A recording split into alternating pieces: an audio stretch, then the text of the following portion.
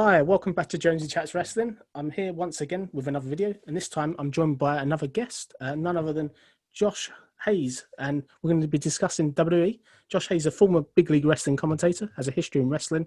I'm going to go into sort of past week's WWE with our opinions of what was good, what was not so good, and where they are going, more importantly. How are you this evening, Josh? I'm good, man. I'm good this morning here. It's the morning over here in Florida, but no, I'm good.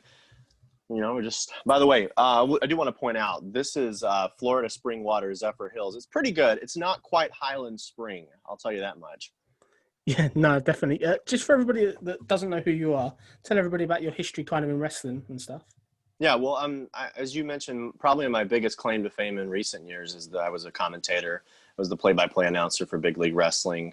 I'm really close with Louis Rossiter, too, so everybody involved in that company in some capacity had a lot of behind-the-scenes roles, too. But before that, I've worked in the ring as a pro wrestler for a few years. I worked as an announcer for 15 years. I've literally brought out trays of Coke to the concession stands. I've refereed. I've been a manager. I've been everything, Yeah, that definitely. Jack of all trades, master of none. There we go. It's good. It's good to hear sort of your opinion. I know you've obviously been in the business, and it'd be great to hear about this WWE show from another set of eyes, really, just to see what you thought. But let's kind of break this show down then. So we'll start at the beginning then. So this show obviously took place this past Monday, which was the 2nd of November, obviously taking place in the Thunderdome. So the show obviously opens up with a video package of Randy Orton, basically that he's got so many challenges. He's got Drew McIntyre, the Fiend, and the Miz to deal with. Although Randy Orton won't be defending the title at the Survivor Series against these, supposedly, the show obviously opens up with this new music. First question to you, Josh, really. What have you made of this kind of new theme music to Raw, and what's the impact of it on your viewing? I think a lot of people do like it. It depends on whether or not you're into like more of like a modern day. I don't know if you would call it hip hop or EDM or what this song is. I like the one before. I've always thought Skillet's a pretty good band.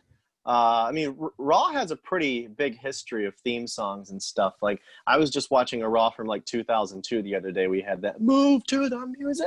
Yeah. Love "Burn It to the Ground," Nickelback. I mean, yeah, there's a lot of them. So just to answer your question, yeah, this most recent one, not my favorite, but we'll see. We'll see how. Maybe it'll be an acquired taste. I don't know. Yeah, definitely. For me, it doesn't really connect. I think there's been better themes, like the Raw '98 theme, where we're all in this together, and I think it's okay. It's something different. It's a bit fresh, but it's very much more modern. I guess it's more modern, urban WWE to a certain point, but it's obviously something different. I get the season premiere was last week. They have to continue this continuity, if that makes sense. But it was okay. Obviously, we've got the video package there showing what happens last week. Are you a fan of them kind of showing off these video packages of last week? Yes, I am very personally, because throughout my life, I've watched wrestling and especially put on Raw when I'm with people who aren't wrestling fans or at least don't follow the product from week to week. One thing that I've always thought WWE does very well is if you turn on a random show, I think they've even said this in the past. I think Michael Cole said this, or Vince has told him, we're talking to people as if they've never seen our product before. And so I think they're very good at giving context and at least trying to make you care about these characters and their struggle, whatever their struggle is.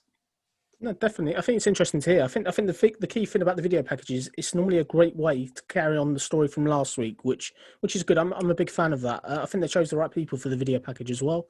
Kind of going into the start of the show then. So the show obviously starts with Randy Orton coming out. Obviously, 8 days ago, Randy Orton became the 14-time world champion. Obviously, he's coming out to basically do a promo to a certain point. Orton basically said he's the best in period. He said he's better than Edge, better than Undertaker, better than Shawn Michaels, better than Ric Flair, better than John Cena, and better than Drew McIntyre. Orton actually went in fact to say that he's better than the whole locker room. Orton talks about how he thinks everybody that Triple H protected him early in his career and how the management chose him. Orton claimed the reason he's in the position is because he's the best. Orton showed he showed the entire world that he's no longer the legend killer, but he's simply now a legend. So when he only had 13 titles in his career, he wasn't a legend. Orton says having his on his shoulder leads to a bullseye being on his back. Orton dared the superstars and locker room to try and come out after him. He was then interrupted by Alexa Bliss. What's your kind of thoughts on the promo up to this kind of point? I think that there's a lot of elements of truth to it in terms of who Randy Orton is looked at as by the company as well as how Orton feels about himself. I mean, he's had a couple of injuries, but compared to most of the wrestlers, he hasn't taken that much time off. He's been a mainstay in the company for 18 years.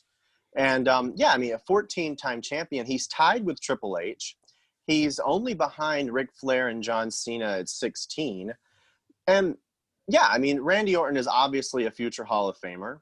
He's known backstage as someone who's kind of very dependable, that no matter who the person is, you can put him in a match with Randy Orton and you know that Orton's going to find a way to work. Yeah, I mean, Randy Orton has a lot of positives to him, and a lot of those things that he referenced in his promo are true things that everyone in the business thinks about him. And so, yeah, I mean, I will say, and I actually said this about The Miz winning Money in the Bank too, or The Miz when he cashes in if he actually wins the title.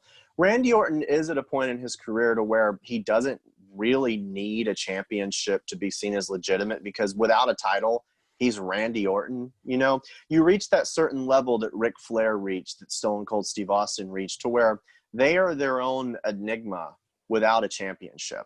And any match you put them in is going to have this big fight feel to it just because of who the person is. But I think you might have actually caught someone. It's funny how I think I quote you, but then I've watched other stuff, so I don't know who it was. Someone said that Orton's a provisional champion.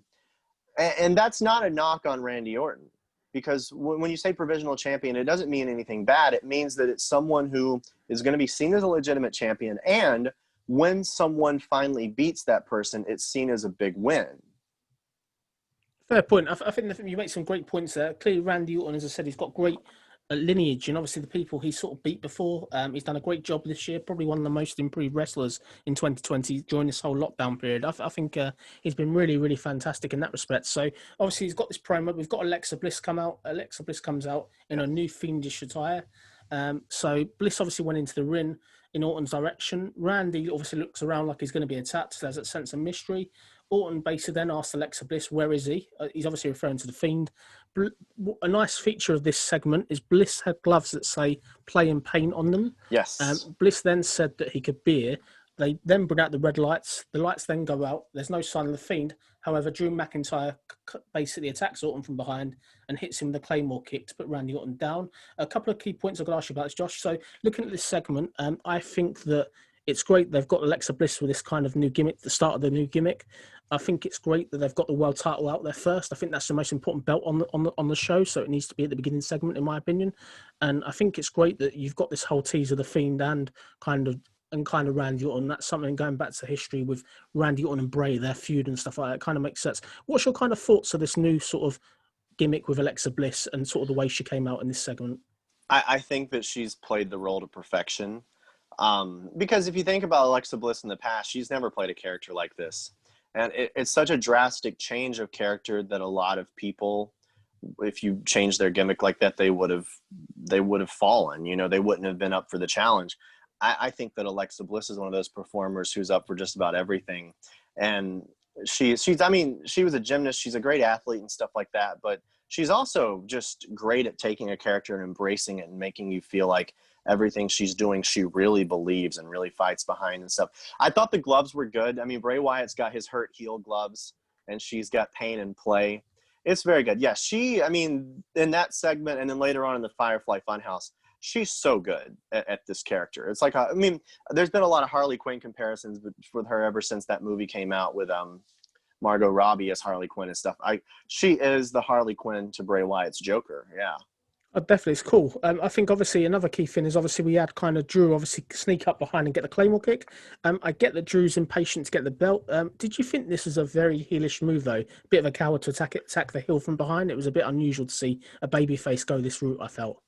It is a heel move. I think that the message they were trying to send two messages. So first of all, yeah, Drew McIntyre is so overcome with defeat, and he hates the fact that he's lost his championship, that he's willing to resort to heelish tactics to try to get the belt back. But I also think the main point they drove home is that McIntyre has his targets set so much on Randy Orton that even if Alexa Bliss and The Fiend have some kind of sneak attack planned, like obviously Alexa Bliss comes in, you would think kayfabe-wise, Alexa Bliss and Bray Wyatt have this plan that they've come to. But Drew McIntyre is so on Randy Orton, he was able to beat them to the punch. I like it. I like what you said. I think definitely we then kind of go on to the next part of the segment. So McIntyre says to Orton he's going to give him a rematch. Until then, he's going to make Randy life's hell. Orton's obviously Yes. down in the ring. Next from nowhere, we get The Miz and John Morrison coming in, trying to cash in the sort of Money in the Bank briefcase. A referee ran down. McIntyre saw it and then went back into the ring. So obviously he then attacks Morrison and Miz. He does make him look a bit stupid, I must add. But I thought it was a Yes. nice touch to get the Money in the Bank briefcase back on TV and in this spot because it should be near the world title. So I was a massive fan of this part, although I did think it made The Miz and Morrison look a bit amateurish, getting sort of thrown out of the ring. Yeah, I mean, okay, well, everything we're talking about on its face value is very good.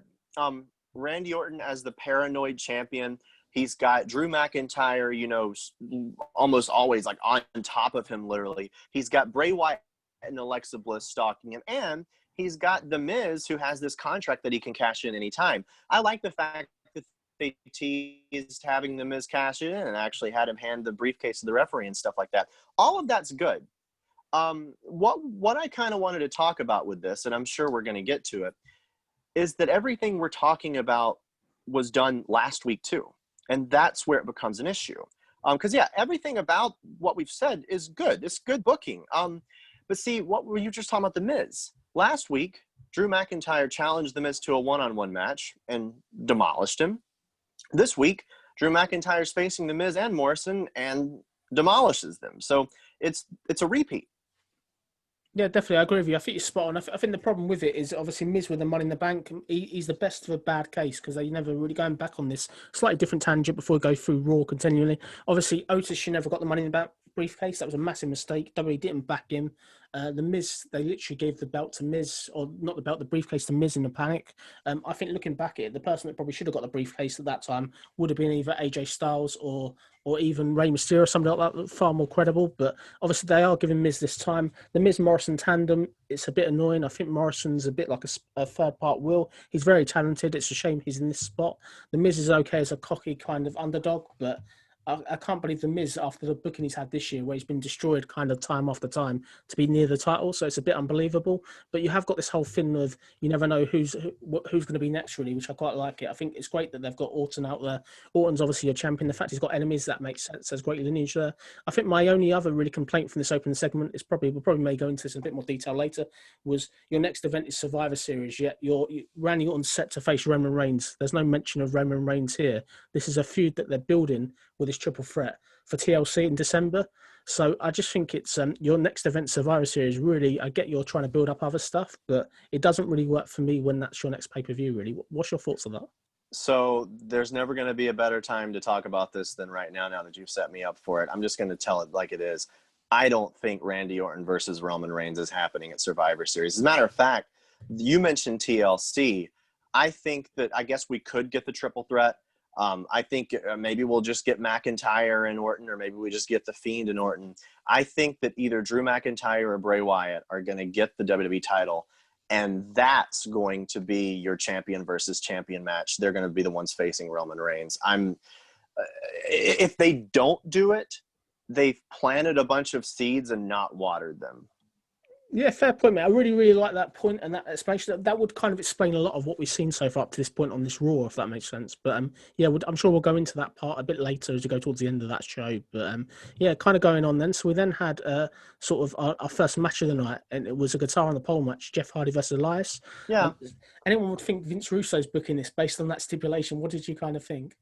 So I mean, we've done a lot of on a pole matches, and Vince Russo hasn't been the one booking them. If it was designed to kind of kill off the feud with Elias and Jeff Hardy and give both of those guys something else to do, I didn't think it was bad. I mean, yeah, it wasn't a Steamboat Savage Matt classic, but my only complaint about it, I mean, I thought Jeff Hardy would be the one to go over. I think that a lot of Jeff Hardy has been kind of buried in a lot of storylines this year, so he needs to kind of get his feet back on the ground again. But yeah, my only complaint about it is that the guitar did not break on the big finish. And if you saw, Jeff Hardy got really frustrated about it and then broke the guitar on the turnbuckle post. Yeah, no, But definitely. seeing that acoustic shatter everywhere when he hit Elias would have been your money shot, though.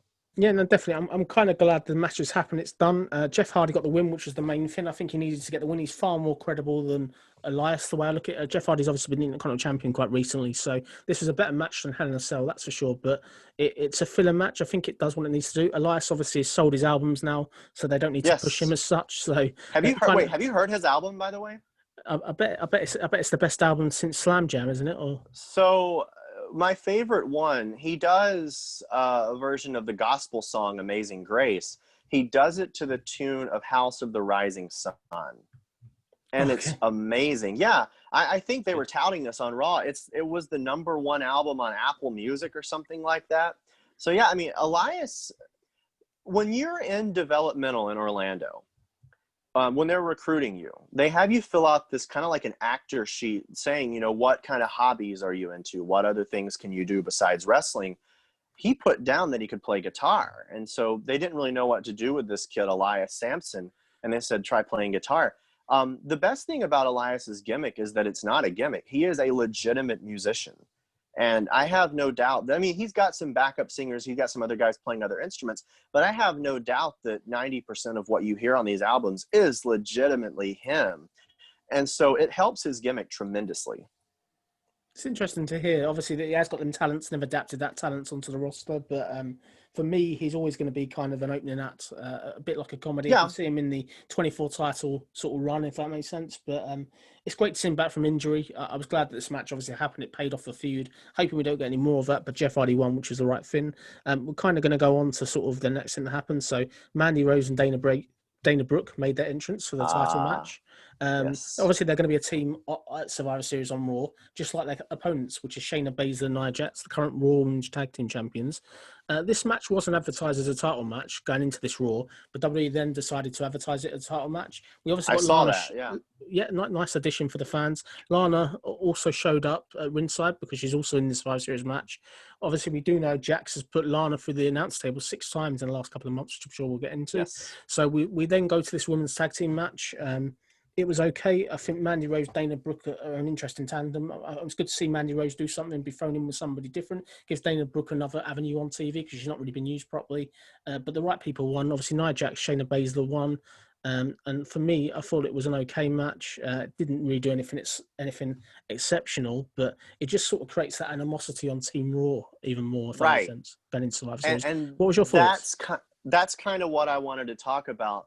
In general, I mean, if it's done every now and then, it's fine. But if you notice, ever since we did the brand split in 2016, every Survivor Series, they've done this same like dysfunctional family gimmick with the teams. I'm not a fan in general of people fighting each other and visibly trying to beat each other up and injure each other when they know that they're going to need to depend on each other a few weeks from now. Obviously, I thought, now I didn't think we would already see the title match. Even though this feud doesn't need a long-term build, I thought that they were doing this Team Raw thing with the women to actually set up a future title match with Mandy Rose and Dana Brooke against Baszler and Jax. I thought they might do it even at TLC or something like that. And so the whole point of this team was just to sell that angle. There's a lot to unpack with this, by the way. I got a lot of things to say about a lot of different aspects of this. Yeah, I like Mandy Rose and Dana Brooke as a team. I think that when you moved Mandy over to Raw, they didn't really know what they were going to do with her. Dana Brooke has been someone who is a very talented athlete, comes from a very athletic background. They haven't really known what to do with her too. And sometimes if you have superstars who, it's like, what are we doing? Putting them in a tag team is something fresh. And I think they complement each other. Obviously, they both kind of got the blonde bombshell thing going on. Both have a fitness, like powerlifting background. Dana Brooke's very athletic in the ring. Mandy Rose is pretty good in the ring, too, when she's given the right people to work with. Yeah, I like that. I even like Shayna Baszler and Nia Jax as champions. They're not heels, but they're obviously two of the toughest women in the company. And there's a lot of legitimacy to that. One thing I do want to say, the women's champions are supposed to be on both shows. They haven't popped up on SmackDown in a long time. I don't know what they're going to do with that. So here's the other thing I was going to say about this match in general, and this talking about Lana. Lana gets a lot of flack, and she works very hard. I will say something very controversial about Lana that I firmly believe. If this were the year 2000, besides China, who was an anomaly, Lana would be the best women's wrestler in the WWE. Like in terms of what they expected out of female performers back then, in terms of what the people they recruited could do, Lana would fit in perfectly. And the level of wrestling ability that she has, she would be the best wrestler in the company.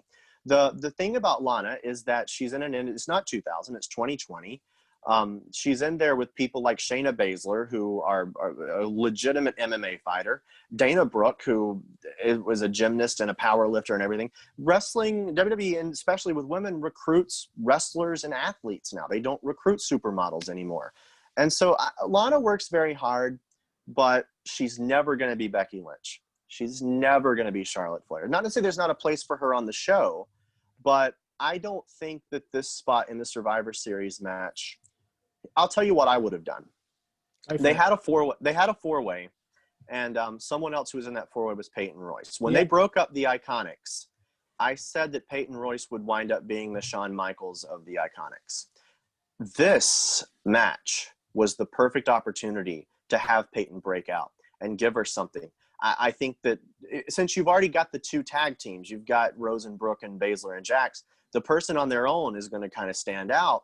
Lana won't, there's not much you can do with her in that position besides have her get beat up by the rest of them and put through a table. But someone who's a great performer, and by the way, I'm a little biased because we were trained by the same person, but Peyton Royce can go in the ring. And she just needs that right angle, that right moment to really showcase what kind of performer she is. And this would have been a great opportunity to do it. Fair point. I think you make some excellent points. Going back on kind of the points you made. So I would say that Peyton Royce, definitely, if you believe the internet rumours and the dirt sheets, sort of earlier in the year, she was set for a huge singles push. Vince was really behind her, but I don't really kind of know what's happened. That seems to have stalled. Looking back at this kind of match, the finish was excellent. We got Lana out there to set up the kind of spot for later. So Lana almost causes a distraction, which creates further controversy towards it. But it was an okay tag match. Obviously, it was a submission victory. Baszler got the submission by getting Brooke to tap, which was pretty substantial, really. It's a pretty good way to sort of end the match, if that makes sense. But your tag team champions retained. So going into Survivor Series, you've got all 5 elements of that match, if that makes sense, of Team Raw and all involved in, which was good. I do need to point out one thing. It's a little fun fact. Go for it. Have you noticed, someone pointed this out online, the spot with Lana going through the announce table, which I believe has been done for 7 weeks in a row now. It started the same week that Rusev or Miro made his debut on AEW. Yeah, it's a bit funny how it started. I think the thing is, when we'll go into the kind of that spot, and I'll go into my kind of thoughts. It's funny how it started the minute he was kind of went to AEW. It is quite funny how her push started the minute he kind of went to AEW. No, definitely, I have noticed that. It's interesting, though. Definitely interesting spot. We then go into kind of a backstage segment where we had Randy Orton standing backstage with Charlie Caruso. She asked the most obvious question: would it be difficult to hold on to the WWE title since he's got a big target on his back? Orton then said maybe.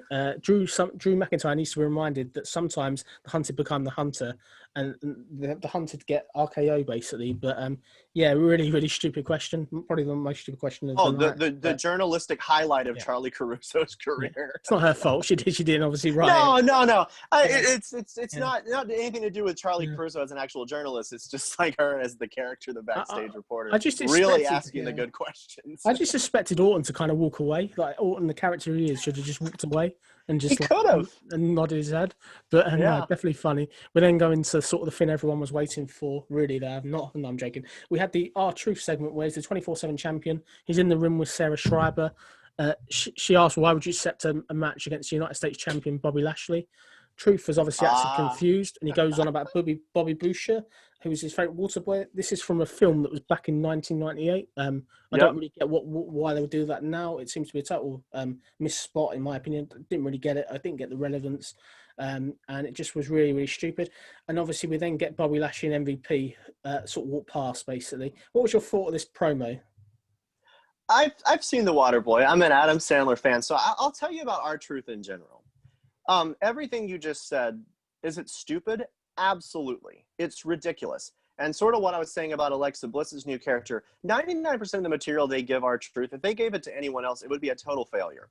But R-Truth has reached this quirky little niche in wrestling to where he can run with any ball they give him. So I mean, I don't know. I think that enough people, it might not have been as big in the UK, but I think enough people know Bobby Boucher and the Waterboy and stuff to where even nowadays, a lot of people would get the joke. Actually, fun fact, Big Show was in that movie. Yeah, he was, wasn't he? But yeah, I mean, R-Truth in general has his spot that he does really well.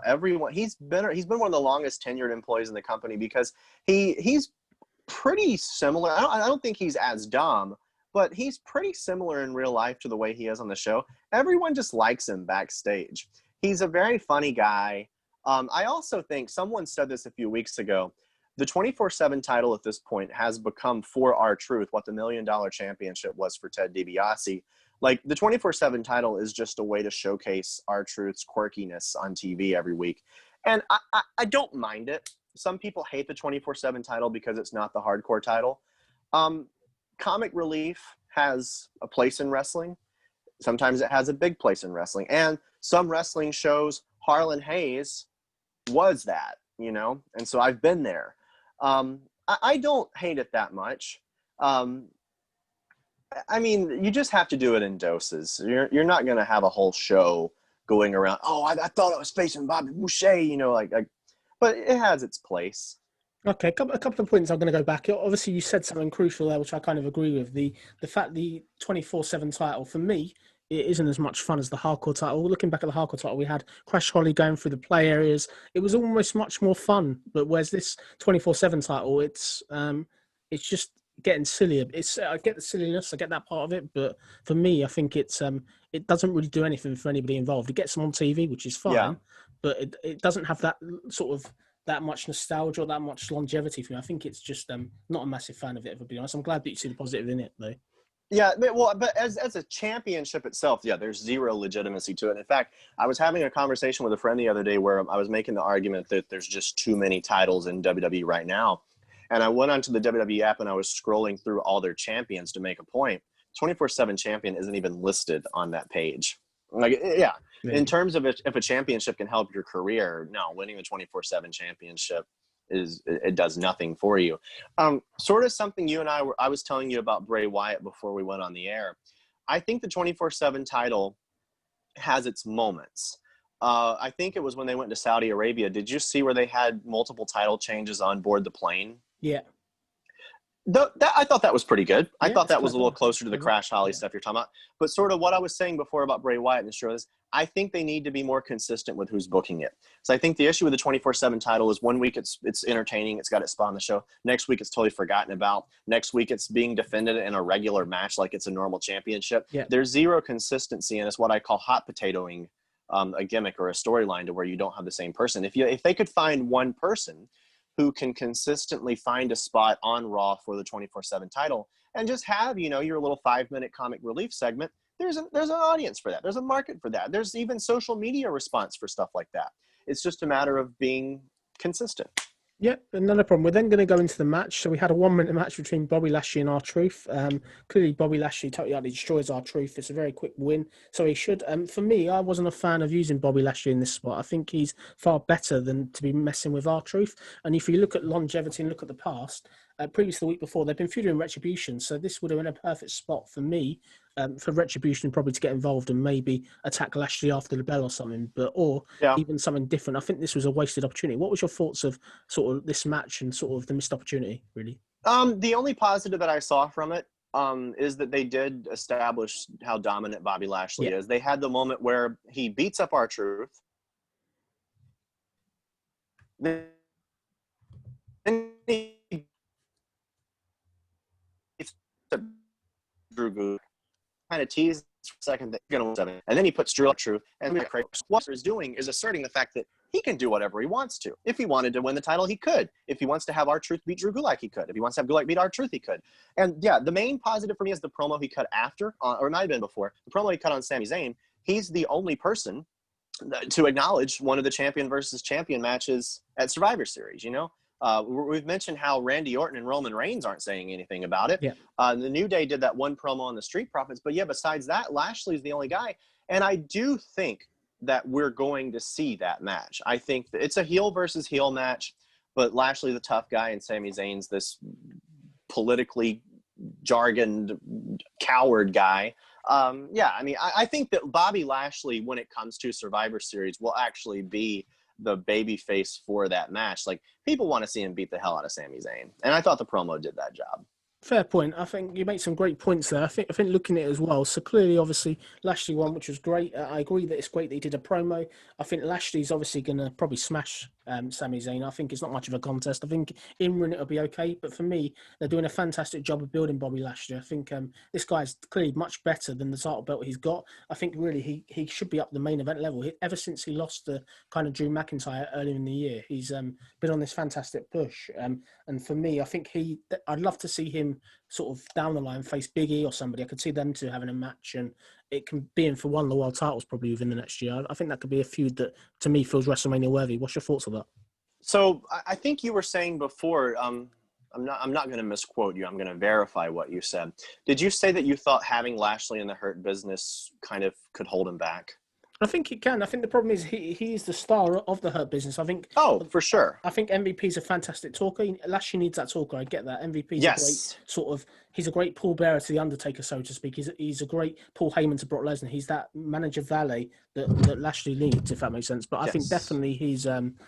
Lashley's been built so well. He's beaten everybody, but then when he's stuck in these needless feuds with Retribution, and also he's stuck at facing R-Truth, it's just a total waste. And because they're not bringing over Sami Zayn or Sami Zayn with people to attack Lashley, for me, I think it all goes back to this is your next match is meant to be Sami Zayn, yet you're doing nothing really besides the promo to get that over that Sami's going to have any chance really. It's very one-sided. I think it's probably they're not even though Sami's Intercontinental Champion. This is such an obvious feud to pick a winner, if that makes sense. Yeah, I think yeah, it lacks, for sure. Which isn't Lashley's fault. It's just down to the booking for me. I think the title's holding. He's too good for the title, really. He should be, as you said earlier, he should be up the card. He should be there in maybe potentially with Drew and Fiend and Randy at that part of the card, really. Yeah, I mean, one thing I can tell you, well, obviously we talked about in the last show I did with you, one person that I do know pretty well is MVP. And I can tell you that MVP as the Paul Heyman to Bobby Lashley is something that's been talked about for years. I can also tell you, when they did the Royal Rumble at the beginning of this year, there was serious talk of having Lashley win it, and instead of McIntyre, it would have been, you would have seen Bobby Lashley and Brock Lesnar, and you would have seen MVP versus Paul Heyman in the promos going up. Because, yeah, my thing about Lashley is, yeah, he's obviously a world title level contender. But you mentioned it too, that his speaking ability, and by the way, it's not just his promos. It's not, I mean, he does like a certain charisma when it comes to him on the mic, but also it's not even what he says, it's how he says it. He has the body of a god and the voice of like a 100-pound accountant, you know, and like when he opens his mouth, so much of his intimidation instantly decreases. MVP is good. And yeah, if the Hurt Business exists solely for the point of kind of elevating Bobby Lashley, then I think it could serve its purpose. I mean, I also do think that Shelton Benjamin, Shelton Benjamin looks exactly like he did in 2002. Like he everything about him looks the exact same. So Shelton Benjamin, we're talking about Randy Orton's longevity. Shelton Benjamin, another guy who he can do a lot of things too. And I think Cedric Alexander, I think the two people who the Hurt Business can elevate the most are Lashley and Cedric Alexander. As long as it does elevate Bobby Lashley and not hold him back with these stupid little storylines, I think at the end of the day, Hurt Business has served its purpose. Definitely, I really agree with the points. Appreciate the comments. I definitely agree with most of that. I think it's interesting to see the dynamic of MVP Lashley, but kind of going on forward into what else happened after that match. So we obviously got Drew Gulak run out, and he won the 24/7 title. I was happy to see Drew Gulak get a belt. He's a fantastic worker, so it's great to see him be rewarded with the title. But they did that. It was a unique title change. Fair play to them. It's something different. We had a title change on Raw, which was good. We then go into sort of a backstage segment where we've got the Lucha House Party, Lince Dorado and Gran Metalik. They're going on about a 24/7 title, and then they run into AJ Styles and Jordan Ogbinian, AJ Styles' bodyguard. And I think it was quite a funny segment. I enjoyed it. This bodyguard of AJ Styles, Jordan, to me, he looks a star already. Every time I see him, I'm impressed by just the presence. I think he's got that real potential to be far greater than just this bodyguard lackey role. What's your thoughts of the promo and also sort of Jordan so far? So, yeah, well, the only thing I'll say negative about Jordan, well, I don't even know what his last name. He needs a new name. There's zero marketability in that name. They can just call him. Yeah, They I just don't call get. him Jordan O, big J.O. or Yeah, something like that. What we were just saying about Bobby Lashley, I think the reason they brought in this bodyguard for AJ Styles is because the one issue with AJ, just visibly seeing him in matches and segments, is AJ Styles is the same size as me. So if he stands face to face with Drew McIntyre or stands face to face with Randy Orton, even though AJ is one of the best wrestlers in the world, there's a certain just visible dynamic that's like, oh, is he really a threat? But now that he's got this guy with him, it's like, oh, AJ is definitely a threat. AJ's wrestling ability combined with the fact you've got this huge guy on the outside, it makes AJ a lot tougher. As a heel, AJ has someone he can kind of hide behind. AJ can talk a lot tougher to these guys and demonstrate zero fear of any repercussions from it. And I think that it is because we're going to see AJ in the world title picture at some point too. I like it, man. I really like that. I think great analysis on that. As I said, with Jordan, it'd be nice if he gets a name. They need to start giving him a name, as I said on one of my other videos. He's got a great potential to be the Diesel to Shawn Michaels, if that makes sense. If he's done Yes. well, I've heard that his in-ring ability isn't particularly fantastic from his time in NXT, unfortunately, but he will improve. I think the biggest thing that lets him down is this change of gimmick all the time, because clearly he's been the ninja, the giant ninja. He was the bodyguard for Raw Underground. That was totally utterly nothing really was said of that. He's now in this spot, but it's great to give AJ Styles a new sort of character, if that makes sense. It really helps him. It really pays off the arrogance, and I'm really enjoying it so far. Yeah. We then go into this AJ Styles promo. So AJ Styles made his entrance. So he's the self-appointed team captain of Team Raw on the Survivor Series. Styles obviously told Jordan to basically step on the apron while he spoke. Styles noted that SmackDown has Kevin Owens and Jey Uso to the team. And their next three guys are likely to be as talented. Styles claims that Raw has an advantage because SmackDown lacks somebody with this amount of skills to be a leader. Styles said SmackDown is missing the factor to do something as big as basically him, the best of the best, which is ultimately the tagline of Survivor Series. AJ Styles basically says that he's going to be team captain of Raw and he's going to introduce his team. A quick thing before we go into kind of what happened next. What's your thoughts of them going on about the captain of wanting to be captain of it when it's previously kind of done nothing with that? It doesn't really mean anything. Yeah, being the captain of the team means nothing. I know ever since we had the brand split in the past, the captain has more so been the general manager of whichever show it is, as far as like the one leading them and stuff like that. It means nothing. I think there can be a little humor in that, in the fact that the captain means nothing, but everyone wants to be it. I thought AJ, so in this whole segment in this match we're talking about, I thought the best performer was AJ Styles. When he was in the ring cutting the promo and when he was on commentary, he played his part to perfection. Fair point. I think I agree with that. We then go into it. He obviously introduces his team. So we've got the Celtic Warrior Sheamus. We've got Keith Lee with his new Basking Glory song that they've kind of adapted now. We then also got sort of them three in the ring. So them three obviously discuss stuff and it obviously gets a bit heated. They then argue and squabble about who's going to be basically the captain. And what they're basically saying is whoever wins this is going to be captain. We then get kind of Braun Strowman come out.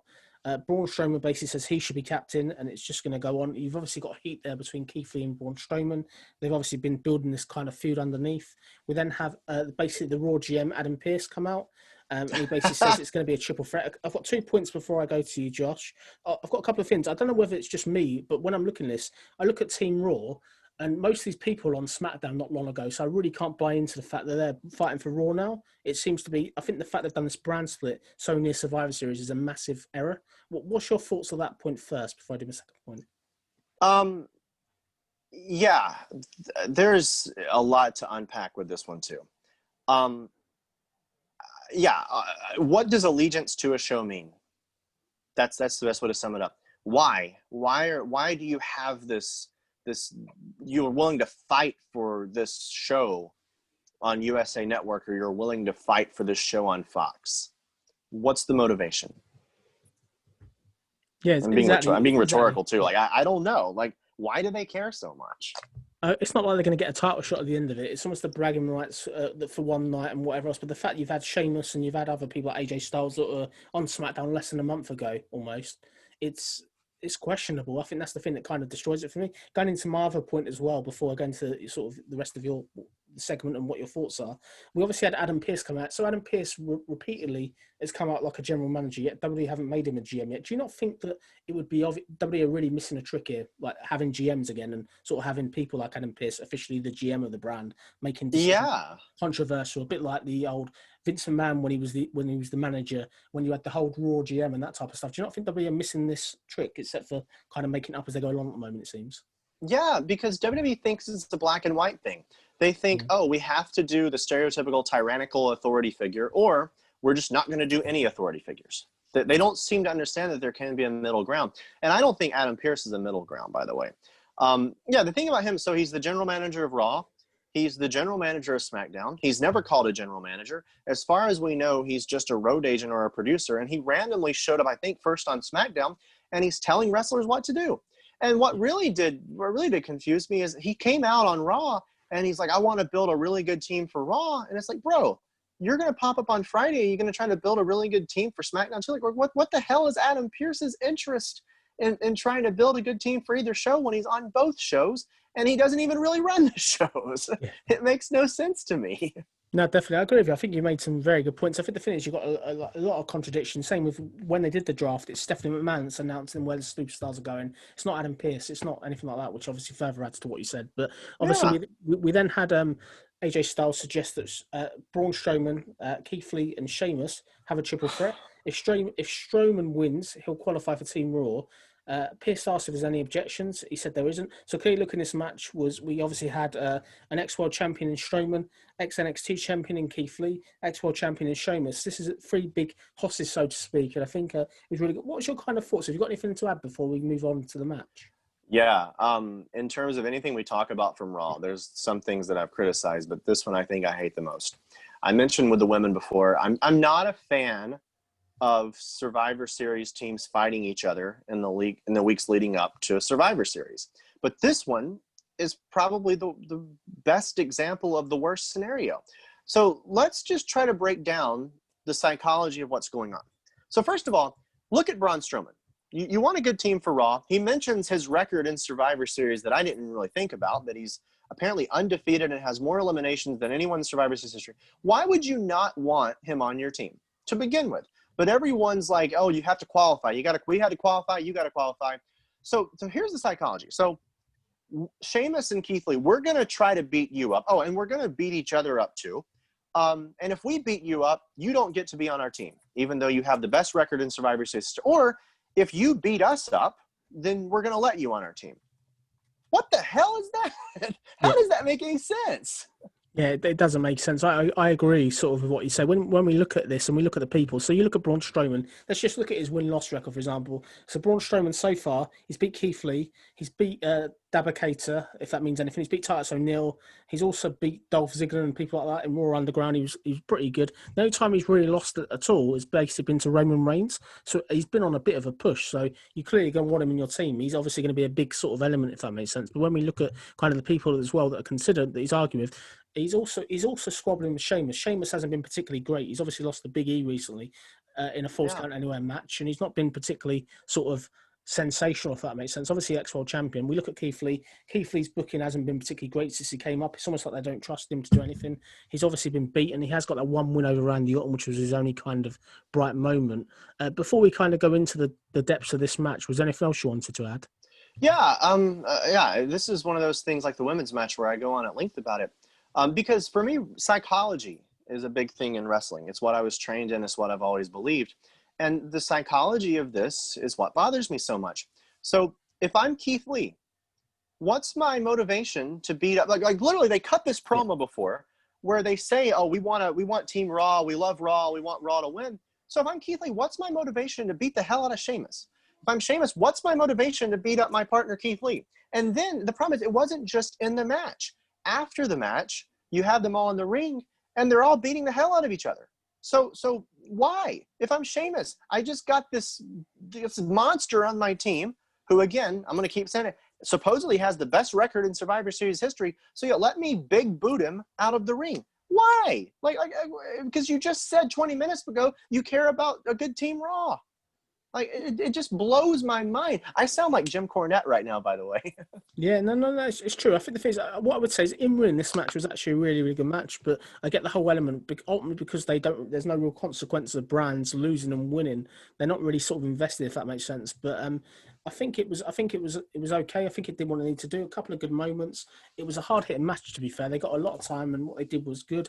I think it was sort of one of the better matches on the show. I think they got all three members on, but the fact that they're weakening themselves going into this match against SmackDown was a bit silly. I get that, and it's once again goes back. I don't want to repeat myself, but it does go back to get the fact that they can't seem to get people from other brands across, because this would have been a perfect spot for Kevin Owens and maybe Jey Uso to come and attack them, or whoever else attacks them and weakens them further, if that makes sense. But Absolutely. we then had the way the match ended. Basically, Strowman hit a huge clothesline. Sheamus basically hit Keith Lee with a bro kick. And it was Strowman that got the windfall here with a sort of a running power slam. So Strowman qualifies for the match. Obviously, it makes sense. I was glad Keith Lee didn't get pinned again. That was a relief to me because they've obviously done not a great job. Big win for obviously Keith Lee. Not big win for Keith. So big win for Braun Strowman to qualify. Gives him something to do. Obviously, after the match, we had the Team Raw members. Sheamus, Keith Lee, Styles, and Strowman all in the ring. Styles was trying to be a good team captain to tell them all to shake hands. Strowman said he doesn't like Lee, and Lee doesn't like him, but they'll put their differences aside to make sure that Team Raw wins. Obviously, Sheamus was arguing with this, and then it keeps going on. Sheamus obviously looked like he was going to make friends with them, and then obviously we got Keith Lee then attack Sheamus. So another dysfunctional Raw. It's very similar to women's stable on Raw, isn't it? Very, very similar to the Raw women's stable going against SmackDown. They're a dysfunctional team, and the thing that's strange about this, you've got a right mixture of baby faces and heels, which I think is going to be interesting. But clearly, we've obviously got a couple more editions of Raw before Survivor Series. So I'll be interested to see. Have you got anything else to add on this match in this segment before I move on to the next one? So I do think that you hit the nail on the head. If they were going to do a run-in from SmackDown, that was the perfect opportunity. I mean, like, honestly, yeah, I'm very critical of all. The problem with the dysfunctional thing, as I said, they do it like almost every time. Yeah. So it's just so overdone. But I would have had less gripe with the dysfunction is if, like, in the middle of them fighting each other, the SmackDown guys run in and try to do some kind of divide and conquer type thing. It would have been good. It would have been the perfect opportunity to do it. Yeah, definitely. I think the thing with it is it gets them on TV. It's creating that, and I get because of COVID that they can't have this invasion, but it's a real missed opportunity because I think this is doing a great opportunity for SmackDown to get one up on them and really sort of play on that, if that makes sense. But kind of moving things forward. So we then got this really cheesy promo backstage of Angel Garza saying he knows somebody's out there with the brilliant eyes and has an irresistible smile. This rose goes to you. It was a bit like a crossover Rick the Model Martel video with Val Venus. It was really, really cheesy. Obviously, they're hinting at probably a new woman for him. Obviously, if you look at last week's Raw, he was very much linked to Nia Jax. I don't think it's going to be her. For me, if I'm putting my neck out the line, I think this is probably going to be... I would go maybe for like a Chelsea Green or something. Someone new that he's going to bring in because he's done this great job of trying to woo various women. I'm wondering if this is going to kind of fall back on him. I think the natural storyline I think you can see with him, which I'd like to see, is he woos somebody that he shouldn't. Somebody that's in authority or somebody where he's going to get in trouble, somebody's partner, if that makes sense, where he's going to get in trouble, thinks to me would be controversial. What's your thoughts on this kind of segment and where do you think it will go? This might be the biggest topic that you and I have a very different viewpoint on. I love Angel Garza. Oh, no. I think he's so right funny. I think he's so funny. And here's the thing. You called him Val Venus or Rick Martel. No, I'm going to go further. I'm going to go outside of wrestling. I think he's Pepe Le Pew. Okay. And like, I just think that he's so ridiculous with it that it's funny. Like last week, like just imagine this idea, not even just in wrestling. Imagine this idea happening in real life. A guy's going to go hit on 4 women all in front of each other. He's going to get rejected by each one. And when they reject him, he immediately moves right to the next one. He's like literally swiping Tinder in real life. I think, yeah, what you said is true. As long as there's a payoff to it, I think it's great. The funny thing is, too, some people have already forgotten about this. They have him as this womanizer on the show now. Last fall, when he beat Leo Rush for the NXT title, or the NXT Cruiserweight title, he proposed to his fiance on NXT and stuff, and then they completely forgot about that. Nice. Yeah, I mean, I think Garza's great. He's great in the ring too. He's good in ring. Yeah, it's sort of what we were saying about R-Truth. It is really cheesy. But I think that just like R-Truth, Angel Garza has taken a stupid gimmick and made it way more entertaining than a lot of people would. No, fair point. I admire what you said. I think it is an interesting dynamic. I just hope they pay it off. Really, they've got a great opportunity now for him to do something different. Because ever since he split from Andrade and Selena, he's kind of been stuck in this comedy sort of gimmick, which is 24/7 worthy, if that makes sense. I think Yeah. I'm hoping he can get out of it, but I'm sure there's going to be a payoff to this. But let's see what that brings. I'm sure in the coming weeks, hopefully, we'll get it followed up on. We then go into the next kind of segment. We've got Drew McIntyre backstage with Charlie Caruso. Drew says that Randy is going to be fine because he's going to be like his guardian angel and he'll make sure that it's only him that defeats him for the WWE title. Drew also issues an ominous warning to The Fiend, says he needs to back off while adding, if he gets it his way, it'll be Drew McIntyre versus Roman Reigns. Drew said later it's 2-for-1 special versus Miz and Morrison and Claymore's Raw. I was a fan of this segment. I think it gets your main event out there early. At least fans know what they're going to see in the main event, which was clever. The mention of The Fiend was okay. And Drew's obviously on the rampage. What was your kind of thoughts of the segment? Yeah, it was good. It did what it needed to do. Obviously, it screams triple threat vibes. Yeah. And I mean, I think that angle itself is good too, because let's say after Survivor Series, you do a triple threat. There's the 3 guys in it, and there's always this looming over, even if you do win the triple threat, is Miz going to try to cash in on you immediately after? It's good. I like the idea that Drew McIntyre, at first I didn't like it, because one thing we didn't mention was when Miz tried to cash in, Drew McIntyre actually stopped the Miz from cashing in. Makes no sense. Especially if he were a heel, it's like, well, I've got beat by Randy Orton. I think I can beat him, but he's a struggle. I can easily beat the Miz, so why would I not want Miz as the WWE champion? It would make taking my title back so much easier. But since he's a babyface and he's a fighting guy, Drew McIntyre wants to beat the best person in the best shape to get the title, so he's seen as the top champion. I think with Drew, it's all about him getting the belt back off Randy. He doesn't want, as I said, that's his whole sole conviction at the moment. It's very much he's devastated because he's lost the belt, and I get that he's going to stop sort of anybody beating Randy. But surely Drew, if he was a clever person, he would have let Miz win, because beating Miz is a lot easier than Randy Orton, surely. Right, and that's the thing. So a lot of wrestlers would have just said, okay, this scenario is going to be easier. Let's let this happen. Then boom, I've got my title back. But he doesn't just want his title back. He wants to beat the man and prove that he can beat the man who beat him. I applaud that. That's good booking. It's how you book a babyface. Yeah, no, I agree. I think sort of it was a fun sort of segment going into sort of probably the best thing of the night, in my opinion. We had the Firefly Funhouse. It was Bray Wyatt and Alexa Bliss back in the Firefly Funhouse. This episode is going to be dedicated to RKO. Abby said that Randy Orton can go F himself. Abby had to put 10 cents in the swear jar. So Abby then told Bliss to F herself too. The swear word is bleeped. Wyatt mentioned Orton is a very bad man, but the past is in the past. With those ashes, he's able to bring a new world, but he never forgets, referring to the Fiend. This leads to flashback clips of Orton burning down the Wyatt family compound 3 years ago. Bliss wanted to show a nifty trick she's been practicing. Bray then puts his heel glove over Alexa's face, and then there's a red light. She then stuck out her tongue, which was really, really weird. And then all we see is Wyatt say, oh shit, and then it's the end of the episode. What I would say, a couple of takeaways from this, that was a fantastic segment. They're really doing a great job of this metamorphosis of Alexa turning into a new character, which is what I said previously on one of my other videos, that they're really giving her this sort of Wyatt-type Fiend skills, which is dark and mysterious. And the shock of her sort of morphing into this new character was really, really exciting. I enjoyed the compound, I enjoyed the whole element of the swear jar. I thought it was funny, entertaining. And I think this was a really fun segment. There's further, the Bliss and sort of Bray Wyatt tandem are far becoming my favourite thing on Raw at the moment. What was your thoughts of the segment? Honestly, my thoughts are pretty similar to what you were just saying. Like, I thought it was great. I mentioned before that Alexa Bliss with this new gimmick is playing her part to perfection. And you see that on full display in that segment. I messaged a friend of mine as it was live, and I said, yeah, Alexa Bliss is so good at this. Bray Wyatt was good. I like the fact that when Bray Wyatt's, the normal guy in the sweater, even he's scared of this fiendish Alexa Bliss and stuff like that. Yeah, it's you got the swear jar, you got the other characters involved. It's something that I've said a few times on this show. It is stupid, but it works. Like it's a funny stupid. Yeah, I liked it. I liked it a lot.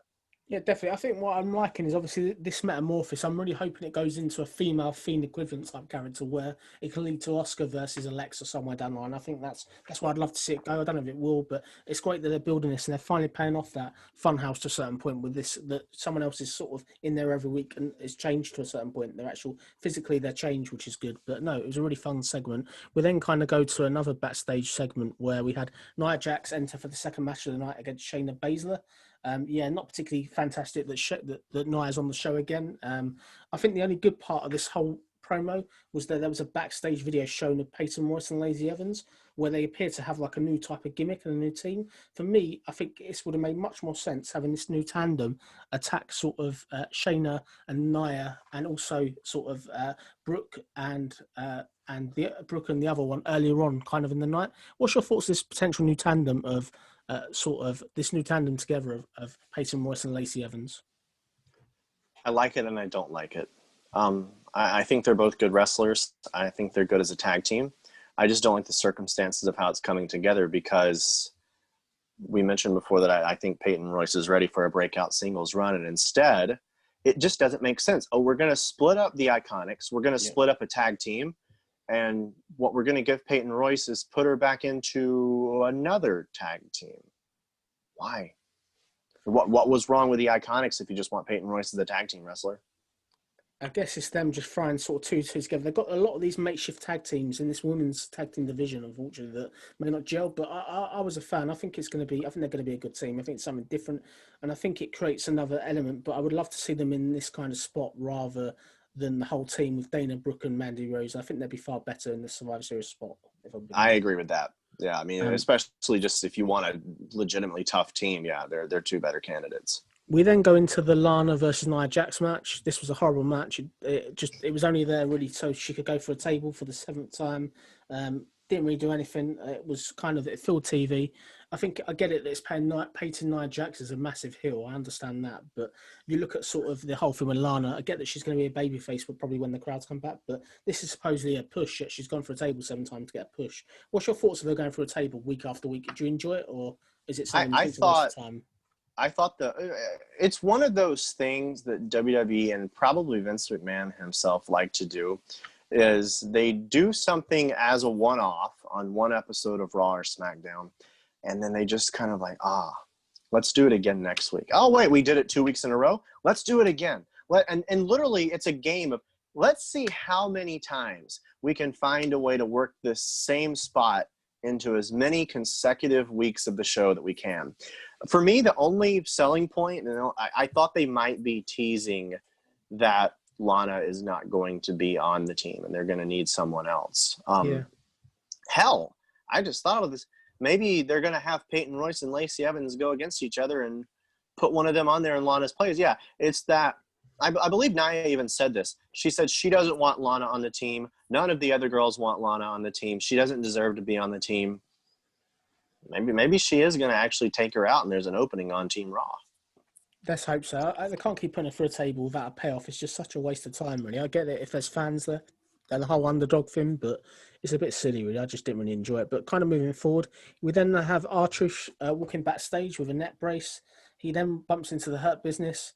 MVP immediately asks how his neck is. Truth then said he went the wrong way and then runs away. MVP then taunts him with a bottle. Really enjoyed the segment. I think MVP was gold again. I think it was a really fun segment. Almost like bullying R-Truth, which is kind of interesting. It really paints the Hurt Business as a stable nobody can touch at the moment. What was your thoughts on this comedic segment? Yeah, it was pretty good. I like the fact that he wanted Bobby Boucher to autograph his water bottle, not Bobby Lashley. Yeah. He pulls out Bobby Lashley autographed it for you and stuff.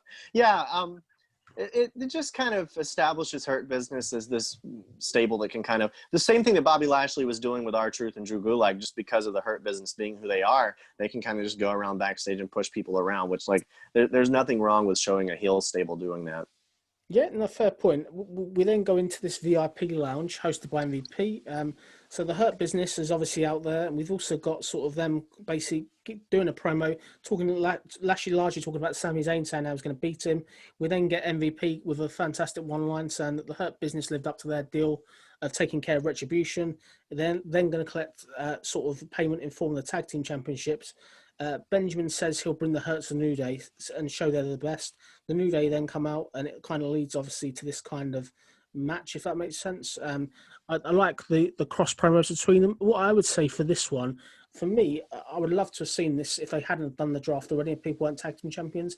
I think the natural fit to feud with the Hurt Business down the line would be a tandem pairing of the New Day and also the Street Profits. I think that for me would be a money feud if they were going to somehow get them together without the tag team titles at stake.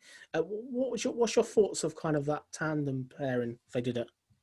Could be good. Because you need I that mean, babyface counter, don't you, for the Hurt Business? Really.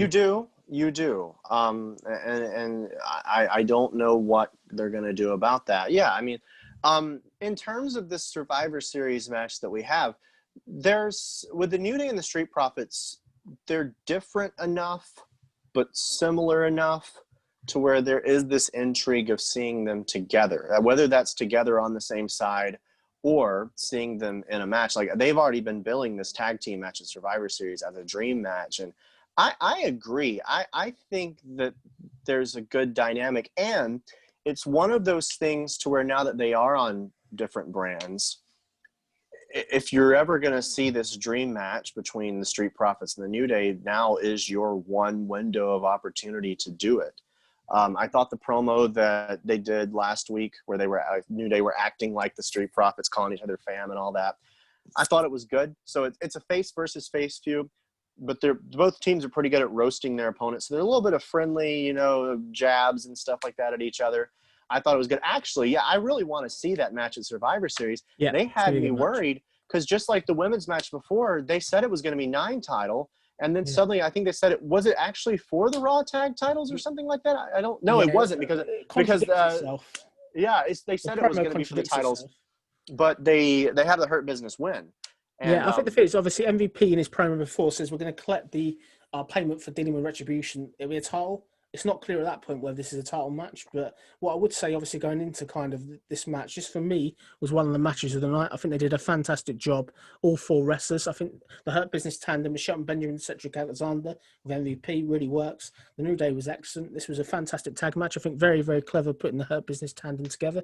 And I saw, obviously, them getting the win over the New Day. It makes sense. This is going to lead probably to a match at TLC, I presume. I can only see that. What was your thoughts kind of this match and stuff? Yeah, it was a good match. Shelton Benjamin and Cedric Alexander are good. I like this idea that MVP will get in the ring every now and then, but he's pretty much the manager. He's kind of the Ole Anderson of the Hurt Business. Bobby Lashley is your singles performer. This idea of putting Cedric Alexander and Shelton Benjamin together as a tag team is pretty good. I think it's a good way to use them. I just don't – let's save it for TLC. I don't want the Hurt Business to win the tag titles, then do Hurt Business Street Profits at Survivor Series. Like, keep the titles in the new. That's what had me concerned. Like, when I heard it was a title match and I thought, Hurt Business, they're going to win. It's like, oh, my God. Like, they got rid of this dream match. I, as a fan, want to see it at Survivor Series and have it happen. Afterwards, whatever you want. Put it on Shelton Benjamin and Cedric Alexander if you want to.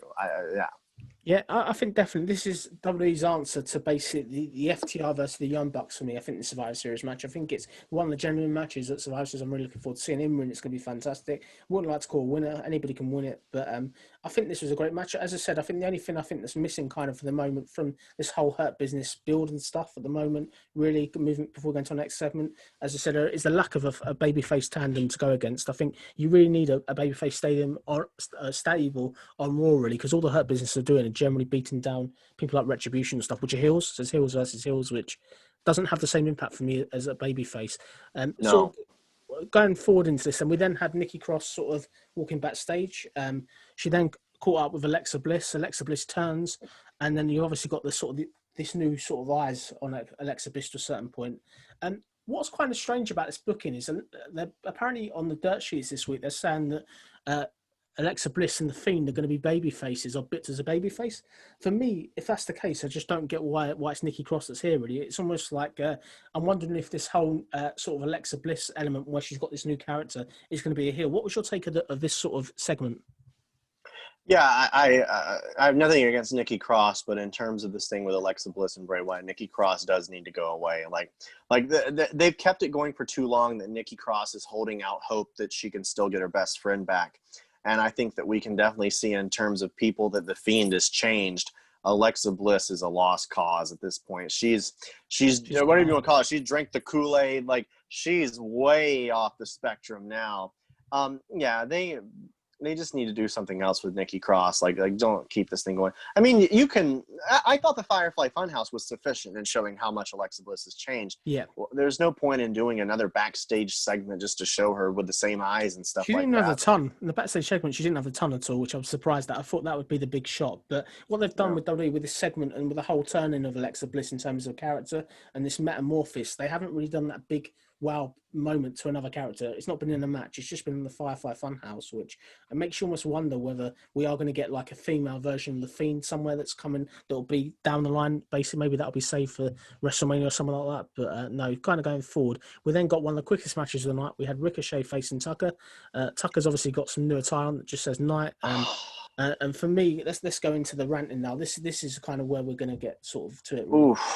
So, yeah, quick match. Obviously, there was no mention of the stuff that Tucker done previously. Obviously, at the last event, he attacked Otis, and that was the big sort of thing. They've yet to pay that off. So Tucker's here getting jobbed in 45 seconds. Yeah, just total utter. They've totally forgot all the stuff they've done in the last few weeks. It made no sense to me. Kind of, what did you think of this segment? I thought it was one of the fastest falls that we have ever seen. I know a lot of people, when they had Heavy Machinery break up and they had Tucker go to Raw, it's like, oh, we're going to see Tucker and Otis on the Survivor Series teams, and they're going to finally have the Heavy Machinery fighting each other, and Otis gets his revenge. I think after seeing Raw, I don't think that's going to happen.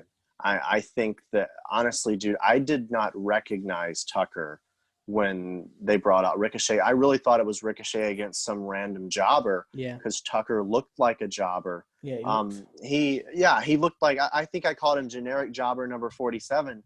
He's got these tights that have, they shortened his name, and Otis's too. He's not Tucker Knight anymore. No one knows him as Tucker Knight. He's got tights saying that the last name is Knight. He's got a haircut and his beard shorter to where he looks literally like, if I go out to a restaurant, I can find 50 guys who look just like him right now. Not a superstar at all. And then he's getting crushed by Ricochet in 45 seconds. Why are they going to put that guy on Team Raw?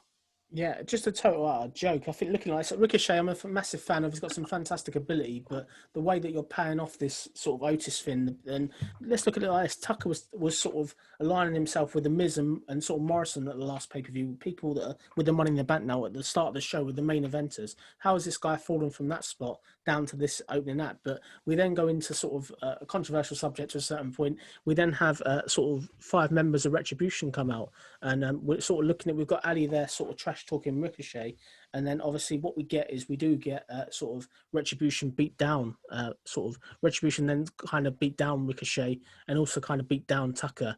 What's your kind of thoughts of the placing of Retribution here and what they've done since I last spoke to you on the podcast? It's tricky. It looks like they're trying new life into Retribution, and on its face value, Retribution did a segment where they got to beat people up, which is, it's good because they've been losing a lot of matches recently. The problem is one guy they beat up is generic jobber number 47. And even though Ricochet is an amazing wrestler and probably one of the best athletes in pro wrestling in the whole world, Ricochet, the way he's been booked the last few months, isn't that big of a deal. So basically, Retribution established their dominance by beating up 2 guys. It wasn't like they were going after a champion or taking over the show. Retribution's going to need a lot more than a segment like that to have any chance at redeeming themselves. Yeah, I think fair points. If we look at it, as you said, so Ricochet really, he's main event taping fodder. That's kind of the limit he's been reduced to ever since he lost that world title match against Brock Lesnar. He's never kind of recovered, continually lost repeatedly, if that makes sense to people. Obviously, he's quite successful in main event and stuff like that. But yeah, I get the Retribution coming out. It gives them something to do. The criticism of that is they come out, you've got Ali there. Ali's fantastic work is all not on camera. So even before this show, he did a fantastic promo on Twitter where he was trying to make up for the names and like that, which was great, which weren't even aired. And I think you look at it like this, I think the way that they've been treated, the way they've been booked, as I said in my other video, they could have done so much more with stable WWE. This really could have been a stable that had an impact at Survivor Series and another element for Raw and SmackDown to worry about. But instead, they've been booked like a joke. I think Dominic Dijakovic is getting worse and worse, sort of the way he's been treated. And I think it's just a shame. We're now sort of weeks on. This stable has been around since August, yet Mia Yim still hasn't got a wrestler to wrestle with. So she's still a third party, if that makes sense. What's your kind of thoughts on that? I don't know if it was on Raw. It might have been on WWE.com or on YouTube or whatever. They did a segment backstage where is her name Reckoning? Is that Mia? Yeah, Reckoning. Yeah. Okay, yeah. They did a thing where Reckoning cut a promo saying she wants a shot at Asuka's title. It was very random because before that she did that promo, she's never said anything about wanting a piece of Asuka. Mia Yim as a performer can do a great match with Asuka. And if they give Reckoning that would be good. Yeah, Retribution just needs to start doing something. So Ali cut that promo on Twitter. After the Raw, they did a segment on Raw Talk. Have you watched that yet? No, I've heard it. Okay. I heard it was quite good. He's very good in these promos, if that makes sense, where he's trying to say stuff, basically. They had Ali as a guest. He was the last guest on Raw Talk. And he comes out and cuts something very similar to the promo that he put up on Twitter. One thing that he is really clarifying, his name is not Mustafa Ali. It's pronounced Mustafa Ali.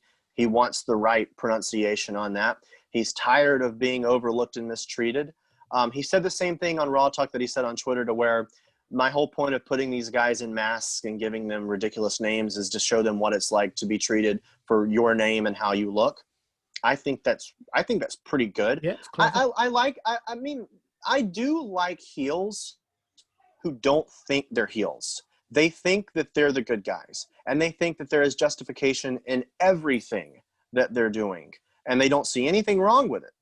I like that. Ali on his own, just in the role that he's playing, is good. But the same way they beat up two guys who, God, I feel bad saying that about Ricochet, but it's just so true. It's nothing about him. It's how he's been booked. And then on Raw Talk, so Ali's being interviewed, and he's pissed off. And he's getting, R-Truth is one of the co-hosts on Raw Talk. So R-Truth being stupid. Yeah. And Ali's getting very irritated by him. And he's like, you know what? You want to talk about Retribution? And he brings them all out. They surround R-Truth. They're salivating like rabid dogs. And then the show ends. And they just walk off. Okay. And so, like, here's the thing. This is random. Kayla Braxton mentioned a couple of weeks ago on one of their shows that the announcers are trained to bump. So as far as Charlie Caruso being part of this, let it happen. They should have jumped R-Truth. They should have, Reckoning should have just beat the hell out of Charlie Caruso. Turn the desk over, take the cameraman out. If they had done that and then next Monday they show that segment from Raw Talk and talk about it, think about how much legitimacy Retribution suddenly has again. Yeah, no, so exactly. It was an opportunity, but they didn't use the opportunity. Not surprised, really. The prime example, when they first debuted and they're attacking fans and stuff, how cool was that? You got people that are planted in the audience, they're attacking them, they're cutting the ring up and stuff like that. I think they're just a joke. I think the problem is this goes back to when WWE formed this stable. Mustafa Ali wasn't the plan as a leader, I don't think. If they knew he was the leader, they would have done a lot more effort of the reveal instead of giving him away in 1 week.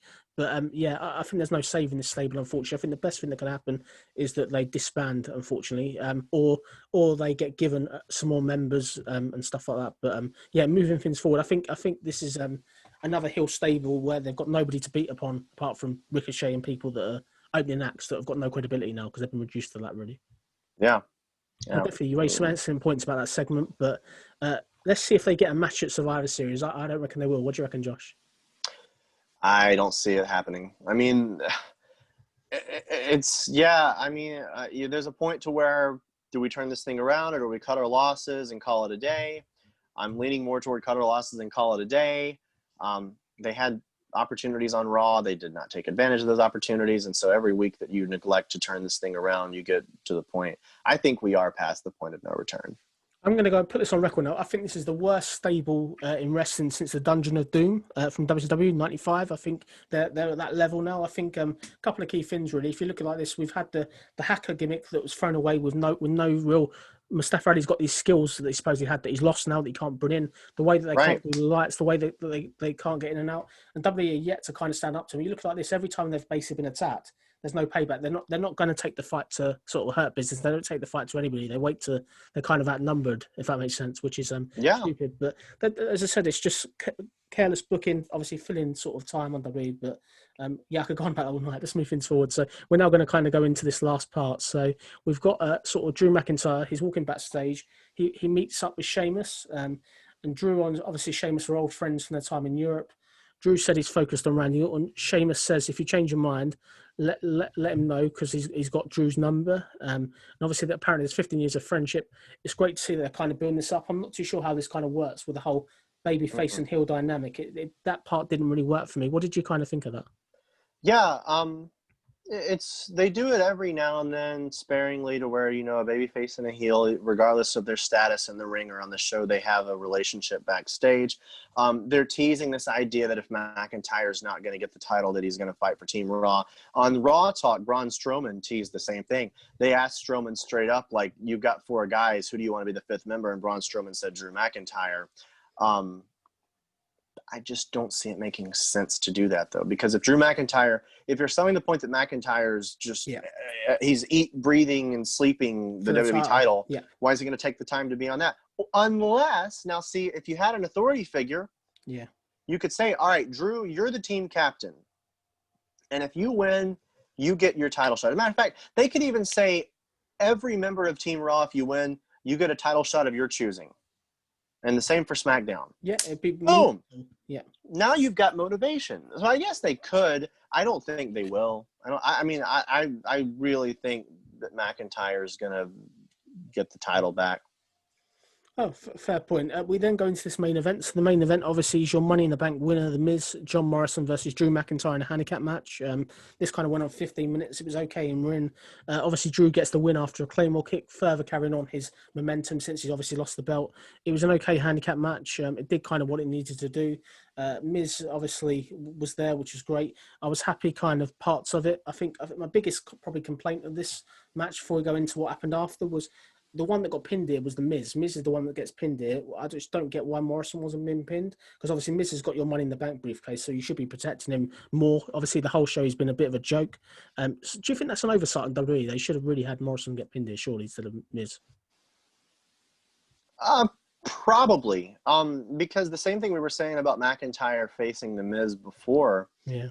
If you're Drew McIntyre, and, there's a random segment where The Miz does cash in and wins the title. Or even, let's say you're Drew McIntyre and you get what you want. You beat Randy Orton. And then The Miz cashes in and takes advantage of you and takes the title.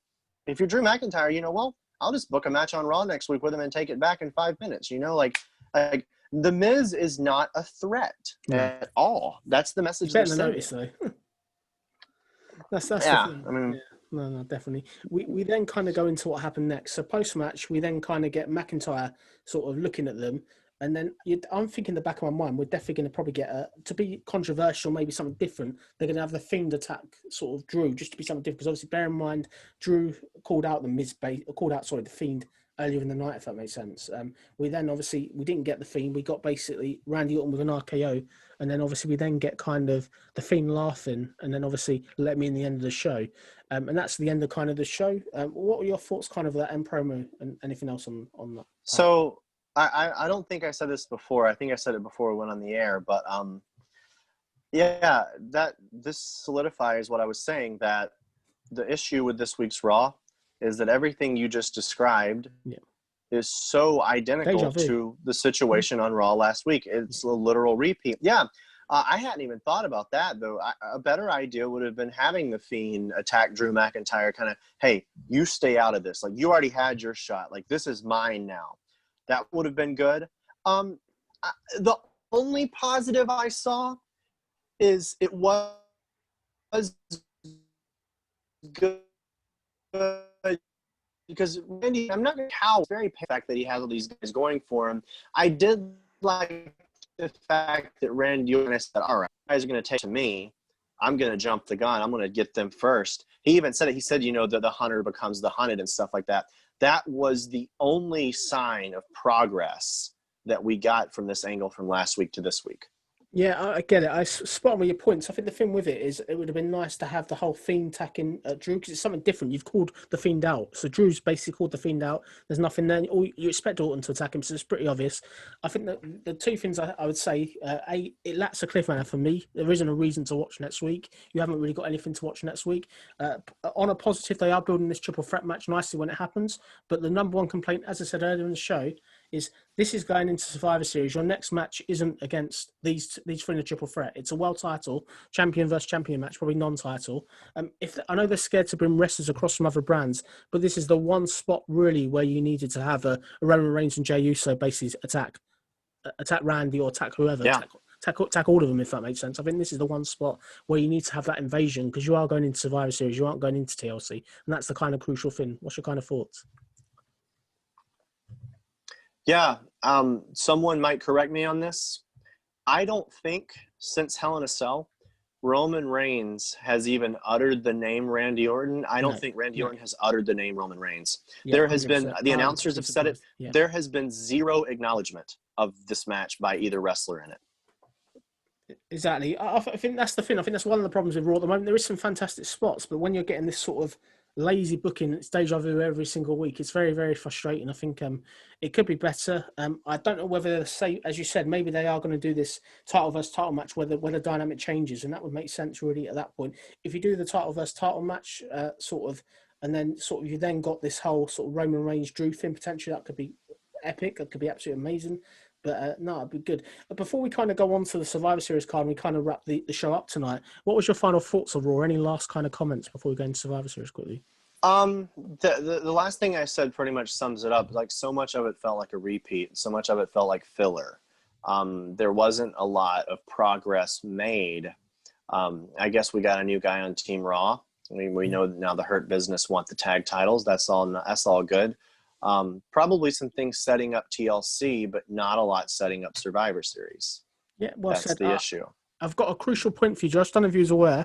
That third hour of Raw slumps as one of the worst watched in the history of the Raw. Wow. Any surprises of that, really?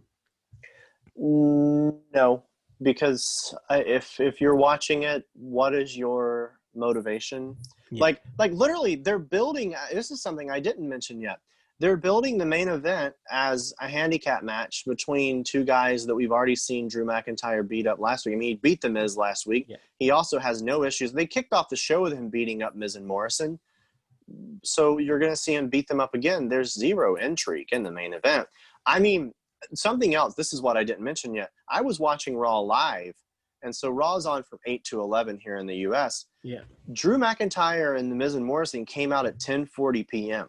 And I'm sitting there like, their commercial breaks aside, they're giving this match 20 minutes. Yeah. And it wound up being about 15 of airtime.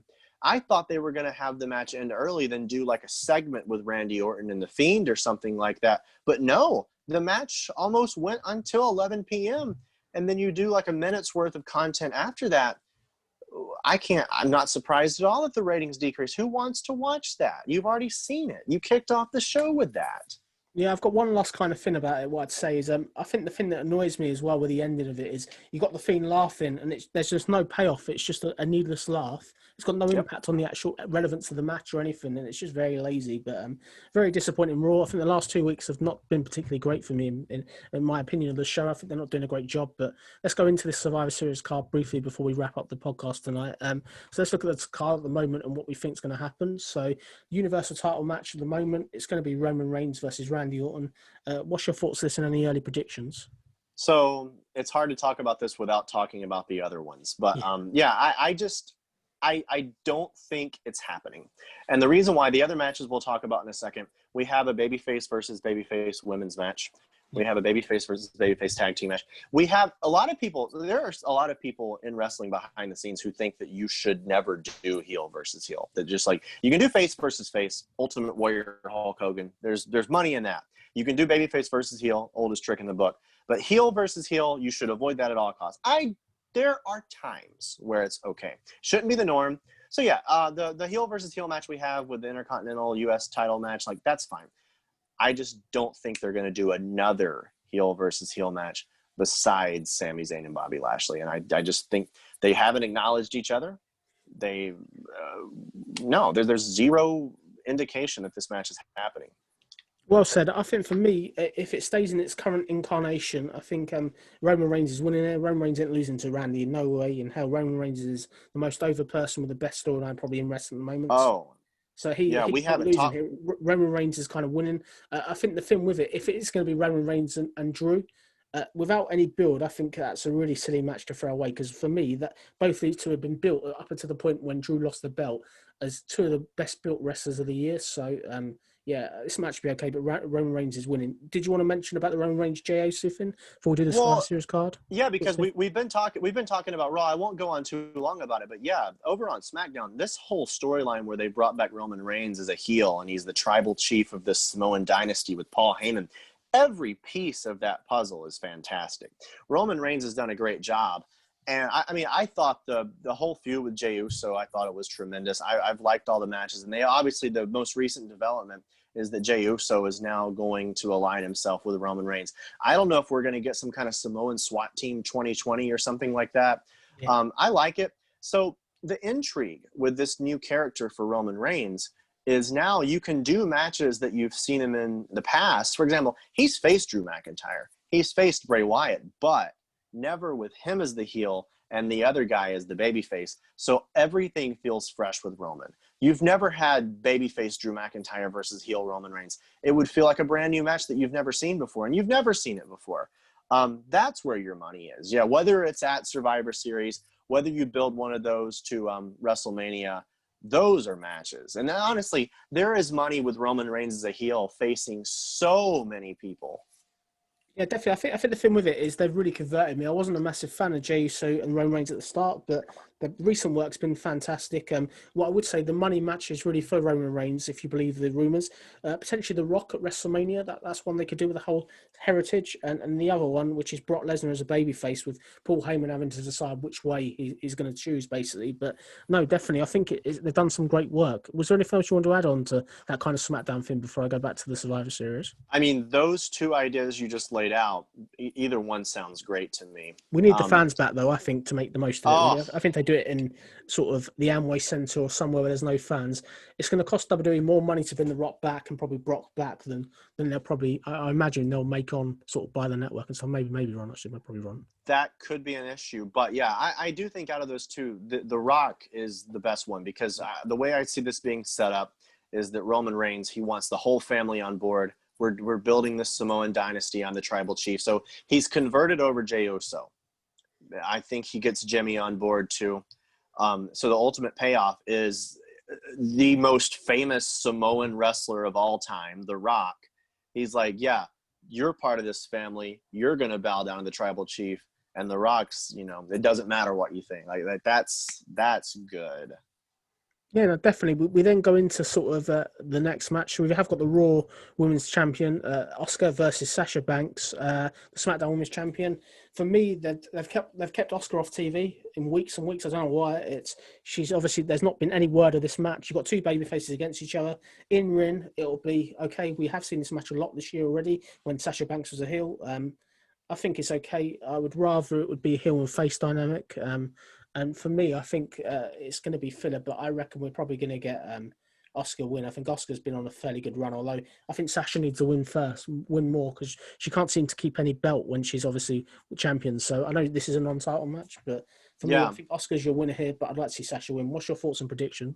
I'm pretty much on the same wavelength as you. Sasha needs the win more. Asuka seems like the choice because even though Asuka's lost a lot of her mystique from her NXT days, after Charlotte beat her at WrestleMania, Asuka's seen as a lot more vulnerable, but she's still got a lot of credibility in the ring, and very few women do cleanly beat Asuka. But Sasha Banks needs that win. We've seen the match before. The only thing that I can think of that will be fresh is I don't know how many times we've seen them face where they're both baby faces. So it'll be different in the sense that usually when they face before, it's been because Asuka has a title and Sasha Banks wants it, whereas now it is kind of just an exhibition. That's not always bad. I think the match will be above average. I do like Sasha Banks in these matches. She's one of those people, like, they always say pressure bursts pipes. I like to say pressure makes diamonds. Sasha Banks is a diamond when you put her under pressure. And so I think it'll be good. It's honestly, the Bayley storyline, I think, is probably not done. As a matter of fact, they're doing Sasha and Bayley this.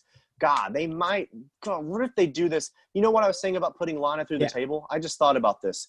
They have this thing in the past where Sasha always loses the title immediately after winning it. I'm not putting it past them to put the title back on Bayley and just do a heel versus babyface match at Survivor Series. It wouldn't surprise me. I think maybe that's the danger with Sasha. It'd be a shame really for her to lose the belt so soon. But I think the thing is they could definitely do a Bayley versus Sasha match at WrestleMania next year. But for me, I think the money match really, although they're on different brands, would have been actually no, they're not different brands. Actually, the money match for me for the women going into this is a prediction for WrestleMania next year has to be Sasha Banks, Bianca Belair. I think that's the one that I think is WrestleMania worthy already. What do you think? Yeah, that would be great. Corey Graves keeps saying it every week on SmackDown. He said a year from now, Bianca Belair will be a women's champion. I agree with that. Bianca Belair, we were talking earlier about how, Lana and like the generation of athletes they bring in. Bianca Belair is an amazing athlete. I think a lot of what we were talking about Randy Orton too and his legacy in wrestling. I think it was JBL said on commentary about Randy Orton, if you could build a superstar from the ground up, he would look like Randy Orton. I think in terms of women's wrestlers, if you could build a female wrestler from the ground up, she would look like Bianca Belair. She's great. I think the vignettes have been good. It's great to see a new character, and I think it's definitely It's Mr. Perfect. Have you noticed it's just like Mr. Perfect? Yeah. It's like Mr. Perfect, definitely. It gives us sort of, she's got the talent as well to go far. I definitely think that'll happen. We then go into this 5-on-5's men's elimination match. So we got Team Raw, which is AJ Styles, Keith Lee, Sheamus, Braun Strowman, one more superstar. If I'm going to put a punt on who the superstar is going to be that will join Team Raw, I think the only one for me that I think stands out that has to be in this spot that wasn't even on Raw is Matt Riddle. I'm really hoping Matt Riddle is in this match, in this spot. Before I announce kind of Team SmackDown, what's your thoughts on that? And who else would you like to see in this match if not Matt Riddle? Yeah, someone like Riddle would be good. It's what I was saying about the women's match too in that last spot. Someone who needs a rub like that, someone who this will be a good opportunity to kind of showcase them. Because, the person that we got that with in last year's, Survivor Series elimination match was Keith Lee. We had seen Keith Lee on NXT, but then you see him in the Survivor Series match last year. That was Keith Lee's big breakout moment where he takes it to Roman Reigns and he gets the endorsement from Roman after that. We need someone, Matt Riddle would be a great contender to kind of be that way this year to where, we've seen this guy. We knew he was good, but God, we've never seen him on this stage. We've never seen him do stuff like this. Yeah, definitely. I agree with you. I think hopefully it'll be Riddle, and thank you for the opinion on that. We then go into sort of Team SmackDown. So we know it's Kevin Owens, Jey Uso. There's 3 others. So if we're going to put my neck on the line and say who the 3 are, I think you're going to do Daniel Bryan after this past week. I think they're going to do the whole element of Jey Uso, Daniel Bryan. Can they work together? That's another dysfunctional brand, which fits the whole, what they're trying to do. I think we're also looking at other people that could be on it. I think you're looking at Lars Sullivan. He's on a massive push at the moment, so it wouldn't surprise me if he's in this match. And if we're looking at kind of a final person, I think they're going to have to do somebody probably like a Chad Gable or maybe an Aleister Black, if that makes sense. But what's your thoughts of that potential match, and who do you see in it, if not them people? I think that I'm going to find a resume of yours and send it to WWE because none of what you just described sounds bad at all. That's pretty good booking right there. Then there's definitely more intrigue with the SmackDown team than there is with the Raw if they do something like that. Because everything you just laid out there, they're selling an angle. They've got Daniel Bryan and Jey Uso. They've got Chad Gable. Chad Gable being in the same position that we were just talking about with Matt Riddle, to where he needs something like this. You've got somebody who just came back, Lars Sullivan. That's a hell of a team right there you laid out. I think the thing is, if we're looking at who's going to win it, if that was the teams, I think it's going to be really, really hard. I think I don't even want to guess who'd actually win it and who it would come down to. But what I would love to see in this, if they did announce it, do you remember the old Survivor Series, like one of the first ones? Whoever won the kind of main event match, if that makes sense, or the main match between stables, basically would then be in like a main event match where they could get a title shot. I think WWE really should offer that. Whoever wins this match gets a title shot on the brand, if that makes sense, for the world title. They need something. They need something to fight for. It was like there's wrong ways to do that though, because I'm pretty sure it might have been the first year they did the brand split back in 2016. Didn't Stephanie McMahon tell Team Raw, if you lose, you're fired? Yeah, she did. Yeah, that's true. Yeah, she did. That's a little too extreme. Yeah, that's the difference. I think that's the thing when it meant something, if that makes sense. I think you definitely. I think the one thing that this match lacks, which I'd love to see them do. Clearly, obviously, you have done angles and you've booked angles with big league wrestling and stuff. Is there really should be something here where somebody turns on somebody to basically get one up, if that makes sense. So it should be real consequences if somebody loses. If you are going to get a turn on somebody turn on somebody else to help the other team win. I think I'd love to see that element play up. I wouldn't like this to be one match and there's no real, they don't do anything to further storylines on, because this is a great opportunity to build stuff for TLC and onwards, if that makes sense, by a brand losing. Yeah, you mentioned BLW. Yeah, Lewis is about psychology, just like I am, and reasons for doing things and stuff like that. And yeah, anytime we did the elimination matches, in terms of the BLW guys that we had in that match, it was a situation of, all right, so what can we develop from this match for our future shows? And yeah, you should always think that way. Definitely. We then go into the SmackDown Tag Team Championship.